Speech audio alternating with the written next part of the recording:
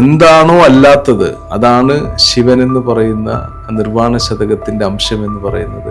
ഈ ഋഷിമാരും സാധാരണ കവികളും തമ്മിലൊരു വ്യത്യാസമുണ്ട്. കന്യകാ പൂജയുടെ പ്രാക്ടീസ് അങ്ങനെയല്ല. എന്തോ ദാനം ചെയ്യാണ് ഒരു ഗുരു ആർക്ക്? ഒരു പാവപ്പെട്ട ഒരു വെർജിൻ കുട്ടിക്ക്. അപ്പൊ കന്യക പൂജ എന്ന് പറഞ്ഞാൽ വളരെ എസ്തറ്റിക്കലായിട്ടുള്ള, ഇതെന്താ ബിസിനസ് ആവാൻ കാരണം? തൊട്ടറിയാൻ കഴിയാത്ത എന്തിനെയോ ആണ് സെല്ല് ചെയ്യുന്നത്. തൊട്ടറിയാൻ കഴിയുന്ന ഒരു ട്യൂബ് ലൈറ്റ്, ആത്മസത്വത്തിൽ അഭയം പ്രാപിക്കുന്നവനാരോ അവനാണ് യഥാർത്ഥത്തിൽ സന്യാസി.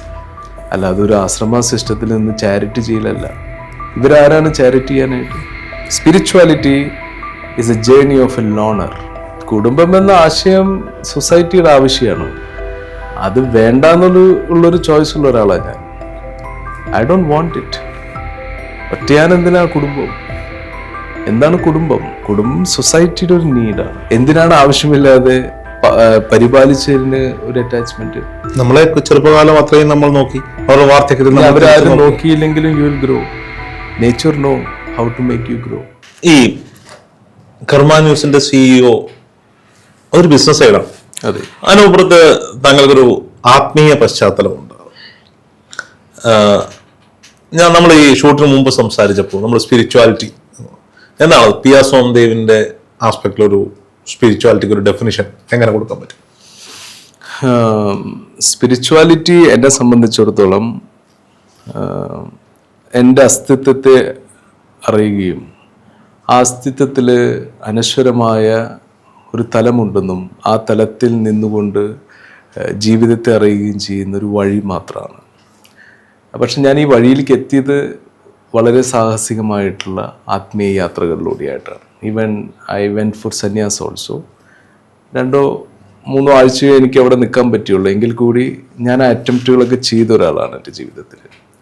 അപ്പോൾ being spiritual means having some guts to declare the inner freedom എന്ന് വേണമെങ്കിൽ പറയാം. അതായത് ഒരു മനുഷ്യൻ ആത്മീയ തലങ്ങളിലൂടെ യാത്ര ചെയ്ത് സ്വയം പ്രഖ്യാപിക്കുകയാണ് അവൻ്റെ ഫ്രീഡം. ആ ഫ്രീഡം എന്ന് പറയുന്നത് സോക്കോൾഡ് ഇവിടെ സമൂഹത്തിൽ കാണുന്ന സ്വാതന്ത്ര്യമല്ല, ആത്മീയമായിട്ടുള്ളിൽ ഒരു സ്വാതന്ത്ര്യം പ്രഖ്യാപിക്കുകയാണ്. ആ സ്വാതന്ത്ര്യത്തിൻ്റെ ഒരു ഇഫക്റ്റാണ് മഹാവീരൻ ചെയ്ത വർക്ക്. അതുപോലെ തന്നെ നിർവാണ ശതകമൊക്കെ രൂപപ്പെടുന്ന എങ്ങനെയാണ്? എന്താണോ അല്ലാത്തത് അതാണ് ശിവൻ എന്ന് പറയുന്ന നിർവാണ ശതകത്തിൻ്റെ അംശം എന്ന് പറയുന്നത്. ഇതെല്ലാം ആ ഇന്നർ ഫ്രീഡത്തിൽ നിന്ന് വരുന്നൊരു കാര്യമാണ്. അപ്പോൾ spirituality is purely an independent journey. അവിടെ വഴികാട്ടിയായിട്ട് ഗുരുക്കന്മാർക്കൊക്കെ നിൽക്കാന്നല്ലാതെ ഒരിക്കലും ഒന്നിനും കോൺട്രിബ്യൂട്ട് ചെയ്യാൻ കഴിയാത്തൊരു മേഖലയത്. അപ്പോൾ സ്വന്തമായിട്ടുള്ള അസ്തിത്വത്തിൽ അതിൻ്റെ സെൻറ്ററിൽ നിന്നുകൊണ്ട് ഞാൻ ആരെന്ന് തിരിച്ചറിയുന്ന ആ നിമിഷമാണ് സ്പിരിച്വാലിറ്റി. ആ വഴിയിലൊരു ഗുരുക്കന്മാർക്കൊരു പ്രാധാന്യമില്ലെന്നാണോ? ഗുരുക്കന്മാർക്ക് ഒരിക്കലും എൻലൈറ്റൻമെന്റ് ഗിഫ്റ്റായിട്ട് കൊടുക്കാൻ പറ്റില്ല. അത് തെറ്റായിട്ടുള്ളൊരു കാര്യമാണ്. പക്ഷെ അവർ വന്ന വഴികളിലൂടെ ഒരു ഹ്യൂമൻ ബോഡിയെ കടത്തിവിടാം, അല്ലെങ്കിൽ ഒരു ഹ്യൂമൻ മൈൻഡിനെ കടത്തിവിടാം. അവരുടെ എക്സ്പീരിയൻസുകൾ ഷെയർ ചെയ്യും. ഇപ്പോൾ ഋഷി എന്ന് പറഞ്ഞാൽ ആരാണ്? ഋഷി എന്ന് പറയുന്ന ഒരു പോയറ്റാണ്. ഈ ഋഷിമാരും സാധാരണ കവികളും തമ്മിലൊരു വ്യത്യാസമുണ്ട്. സാധാരണ കവി എന്ത് ചെയ്യും? ഒരു ബ്ലൈൻഡ് ആയിട്ടുള്ള ഒരാളുടെ അടുത്ത്, ഒരു കണ്ണ് കാണാത്ത ആളുടെ അടുത്ത് മഴവില്ലിൻ്റെ ഭംഗിയെക്കുറിച്ച് വർണ്ണിക്കും. പ്രണയത്തെ അറിയാത്ത ഒരാളുടെ അടുത്ത് പ്രണയത്തെക്കുറിച്ച് പറയും. പക്ഷേ ഋഷി എന്ന് പറഞ്ഞാൽ എൻലൈറ്റൻഡ് ആയിട്ടുള്ള ആളുകളാണ്. ആ എൻലൈറ്റൻമെൻറ്റിൻ്റെ എക്സ്പീരിയൻസിനെ എഴുതുന്നതിനെയാണ് ഉപനിഷത്തുകൾ എന്ന് പറയുന്നത്. അപ്പം നമ്മൾ ഉപനിഷത്തിൻ്റെ ഒരു വേഴ്സ് വായിച്ചു കഴിഞ്ഞാൽ നമുക്ക് എൻലൈറ്റൻമെൻറ്റിൻ്റെ ഗ്ലിംസസ് നമുക്ക് ചിലപ്പോൾ കിട്ടും. കാരണം എന്താണെന്ന് വെച്ചാൽ ആ ഋഷി എന്ന് പറയുന്നത് who wrote poetry about pure consciousness. അപ്പോൾ ജീവിതത്തിൽ ഒരു ഋഷിയായി മാറുന്ന അവസ്ഥ മാത്രമാണ് ഗുരു എന്ന് പറയുന്നത്. സോ ഗുരുസ് എന്ന് പറയുന്നത് എന്താണ്? അവൻ്റെ എൻലൈറ്റൻഡ് എക്സ്പീരിയൻസിൽ നിന്നും അവൻ എഴുതുന്ന വേഴ്സുകൾ, അവൻ്റെ ഭാഷ. ഇപ്പോൾ ഗുരുവിൻ്റെ പ്രസൻസിൽ നമ്മൾ ഇരിക്കുക എന്ന് പറഞ്ഞാൽ എന്താണ്? എൻലൈറ്റൻഡ് ആയിട്ടുള്ള ഗുരുവിൻ്റെ അടുത്ത് പോയിരിക്കുകയാണ്. ഇപ്പോൾ ശ്രീനാരായണ ഗുരുദേവൻ, അദ്ദേഹം ഒരുപാട് സോഷ്യൽ വർക്ക്സുകളൊക്കെ ചെയ്തിട്ടുണ്ട്. പക്ഷെ അദ്ദേഹത്തിൻ്റെ അടുത്ത് നമ്മൾ പോയി ഇരുന്ന് കഴിഞ്ഞാൽ നമുക്ക് എൻലൈറ്റൻമെൻറ്റിൻ്റെ ഗ്ലിംസസ് കിട്ടും. കാരണം എന്താണ്? അദ്ദേഹത്തിൻ്റെ ആ മെലഡി, അദ്ദേഹത്തിൻ്റെ വേഴ്സുകൾ, ആ വരികൾക്കിടയിൽ നമുക്കത് തൊട്ടറിയാൻ കഴിയും. അപ്പോൾ all gurus are rishis. Rishis cannot contribute anything to anyone. ആർക്കും ഒന്നും കോൺട്രിബ്യൂട്ട് ചെയ്യാൻ കഴിയില്ല. പക്ഷെ അവരുടെ പ്രസൻസിലൂടെ, അവരുടെ പോയട്രിയിലൂടെ നമുക്കൊരു പക്ഷേ നമ്മുടെ ഉള്ളിലെ എൻലൈറ്റൻമെന്റിനെ തൊട്ടറിയാൻ കഴിയും. എനർജി നമുക്ക് ലഭിച്ചു, എനർജി കിട്ടാം, അല്ലെങ്കിൽ ഒരു വഴിയായിട്ട് അതിന് മാർഗദീപം. അത്രേ ഗുരുവിന് റോളുള്ളൂ. പക്ഷെ ഇന്നത്തെ സമൂഹത്തിൽ അങ്ങനെയൊന്നല്ല. ഇപ്പൊ കന്യകാ പൂജ, ചിലര് കന്യകാ പൂജയെ കുറിച്ച് പറയുന്നുണ്ട്. കന്യകാ പൂജയുടെ പ്രാക്ടീസ് അങ്ങനെയല്ല. കന്യകാ പൂജ എന്ന് പറയുന്നത് ഒരു പെൺകുട്ടിയെ ദേവതാ സങ്കല്പത്തിൽ ഇരുത്തിക്കൊണ്ട് ഇന്ദ്രിയങ്ങളെ സമന്വയിപ്പിച്ച് സെക്ഷുവൽ ലൈഫിൽ നിന്ന് വിഡ്രോ ചെയ്യുന്നതിനെയാണ് കന്യകാ പൂജ എന്ന് പറയുക. ഇവിടെ എന്താണ് സംഭവിച്ചുകൊണ്ടിരിക്കുന്നത്?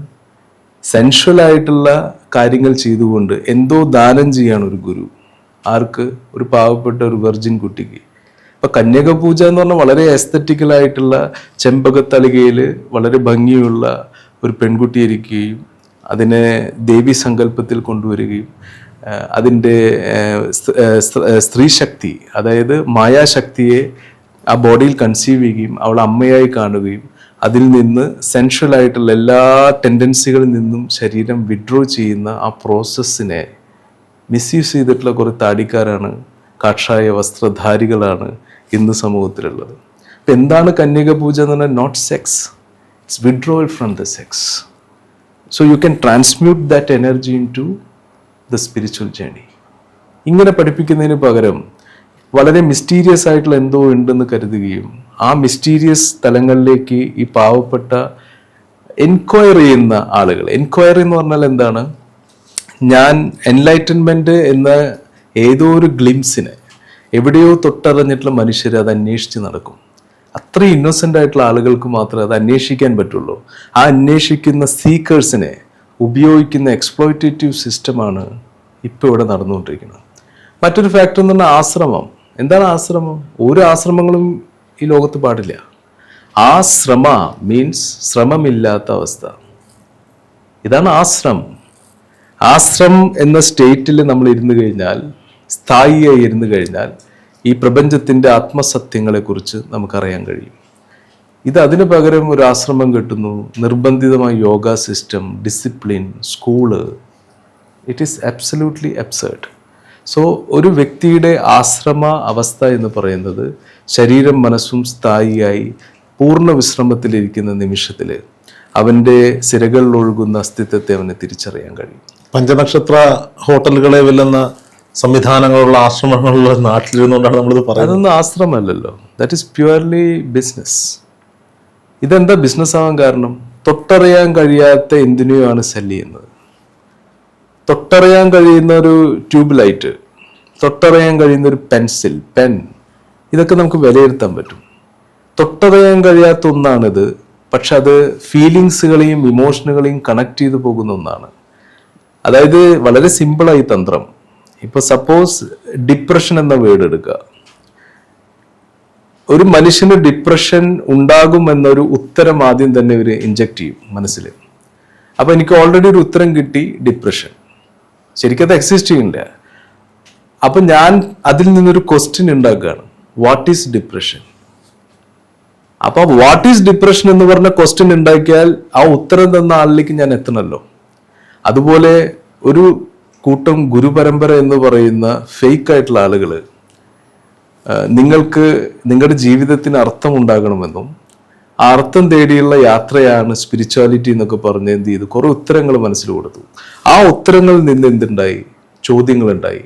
ഈ ചോദ്യവും ഉത്തരവും ഇല്യൂഷനാണെന്നുള്ള കാര്യം അവരറിയുന്നില്ല.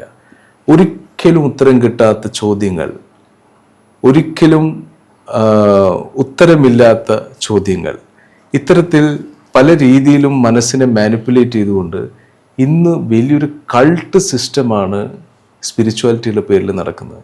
ശരിക്ക് സ്വന്തം ഗുരുവിനെ പോലും ഉപേക്ഷിച്ച് ആത്മസത്വത്തിൽ അഭയം പ്രാപിക്കുന്നവനാരോ അവനാണ് യഥാർത്ഥത്തിൽ സന്യാസി. അല്ലാതെ ഒരു ആശ്രമ സിസ്റ്റത്തിൽ നിന്ന് ചാരിറ്റി ചെയ്യലല്ല. ഇവരാരാണ് ചാരിറ്റി ചെയ്യാനായിട്ട്? എനിക്ക് വിശന്നാൽ ഞാൻ സർവൈവൽ ഓഫ് ദ ഫിറ്റസ്റ്റ് എന്ന ആശയം ഉൾക്കൊണ്ടാൽ ഞാൻ കൊന്നിട്ടായാലും ഭക്ഷണം കഴിക്കണം. എന്തിനാണ് ഇവർ ഔദാര്യം? പാവപ്പെട്ടവന് ഔദാര്യം കൊടുക്കുന്ന ആശ്രമം, പാവപ്പെട്ടവന് എൻലൈറ്റൻമെന്റ് കൊടുക്കുന്ന ആശ്രമം, ഈ പാവങ്ങൾ ഒരു ഇവന്റ് വന്നു കഴിഞ്ഞാൽ വെയിലും കൊണ്ട് കഷ്ടപ്പെട്ട് പണിയെടുത്ത് ഇവരെ ഫ്ലെക്സ് ബോർഡുകൾ അടിച്ച് ഇവരെ പ്രൊമോട്ട് ചെയ്യുന്ന ഈ കാലഘട്ടം, ഇതൊക്കെ തെറ്റാണ്. Spirituality is a journey of a loner. ഒറ്റയാൻ്റെ ഒറ്റയ്ക്കുള്ള യാത്രയാണ് സ്പിരിച്വാലിറ്റി. അതിനൊരു സാമൂഹിക മാനദണ്ഡവുമില്ല. അത് തിരിച്ചറിഞ്ഞ ഒരാളാണ് ഞാൻ. എൻ്റെ വഴികൾ അങ്ങനെയായിരുന്നു. അങ്ങനെ തന്നെ പോകാൻ ആഗ്രഹിക്കുന്ന ഒരാളാണ് ഞാൻ. ഈ ഒറ്റയാണെന്ന് പറയുമ്പോൾ കുടുംബം അതൊരു ആ യാത്രയിൽ ബാധ്യതയായി മാറില്ലേ? കുടുംബം എന്ന ആശയം സൊസൈറ്റിയുടെ ആവശ്യമാണ്. അത് വേണ്ട ഉള്ളൊരു ചോയ്സ് ഉള്ള ഒരാളാണ് ഞാൻ. I don't want it. ഒറ്റയാൻ എന്തിനാ കുടുംബം? എന്താണ് കുടുംബം? കുടുംബം സൊസൈറ്റിയുടെ ഒരു നീഡാണ്. ഒരു ഇമോഷണൽ ഡിപ്പെൻഡൻസ് എവിടെയെങ്കിലും ആരെങ്കിലും സൃഷ്ടിക്കുന്നുണ്ടെങ്കിൽ അത് സ്പിരിച്വാലിറ്റിക്ക് അഗൈൻസ്റ്റ് ആണ്. അല്ല, ഇത് ആരെങ്കിലും സൃഷ്ടിക്കുന്നതല്ലോ. ജന്മന അമ്മയോട്, ജന്മം നൽകിയ അച്ഛനോട്, കൂടെ പിറന്ന സഹോദരങ്ങളോട് ഒരു ഇമോഷണൽ കണക്ഷൻ ഉണ്ടായി തന്നെ. ഇമോഷണൽ കണക്ഷൻ എന്ന് പറഞ്ഞ നിർബന്ധമൊന്നുമില്ലല്ലോ. ജന്മം തന്ന ഒരാളോട് എന്തിനാണ് അറ്റാച്ച്മെന്റ്? അവരോട് കോഓപ്പറേറ്റ് ചെയ്യണം. നമുക്ക് ഡ്യൂട്ടീസ് ഉണ്ട്, ശരിയാണ്, കാരണം നമ്മൾ ഇന്റർ ഡിപ്പെൻഡൻ്റ് ആണ്. അതിനപ്പുറത്തേക്ക് ഒരു emotional attachment shows that you are week. എന്തിനാണ് ആവശ്യമില്ലാതെ ജന്മം തന്നതുകൊണ്ട് ഒരു അറ്റാച്ച്മെന്റ്? എന്തിനാണ് ആവശ്യമില്ലാതെ പരിപാലിച്ചതിന് ഒരു അറ്റാച്ച്മെന്റ്? നമ്മളെ ചെറുപ്പകാലം അത്രയും നമ്മൾ നോക്കി, അവരുടെ വാർദ്ധക്യത്തിൽ അവരാരും നോക്കിയില്ലെങ്കിലും you will grow. Nature know how to make you grow. ചിലപ്പോൾ മണ്ണ് നിന്നിട്ടായിരിക്കും ചിലപ്പോൾ സർവൈവ് ചെയ്യേണ്ടി വരിക. സർവൈവൽ നടക്കും. സർവൈവ് ചെയ്യുന്നവർക്ക് മാത്രം നിലനിൽക്കേണ്ട ഒരു ലോകമാണ്. പിന്നെ ഇത്തരത്തിലുള്ള ഒരു സിസ്റ്റം ഉണ്ടാവുകയും ആ സിസ്റ്റത്തിൽ നിന്നുകൊണ്ട് നമ്മളെ രൂപപ്പെടുത്തിയെടുക്കുകയൊക്കെ ചെയ്തുകൊണ്ട് നമ്മളുടെ ഉള്ളിൽ വന്നിട്ടുള്ളൊരു എറർ ആൻഡ് ഡിസോർഡർ ആണ് അറ്റാച്ച്മെന്റ്.